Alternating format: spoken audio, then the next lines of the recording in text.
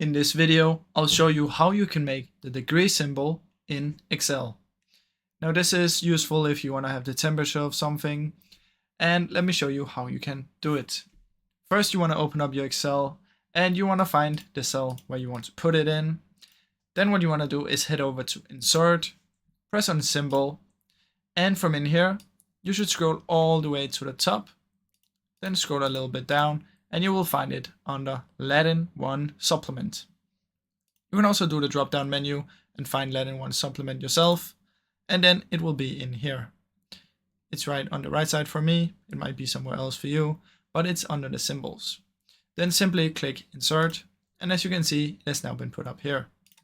Another thing you can do is select it, select the cell where you already put it, Control C, and you can copy and paste it. So that's an easy way that you can put the degree symbol in Excel.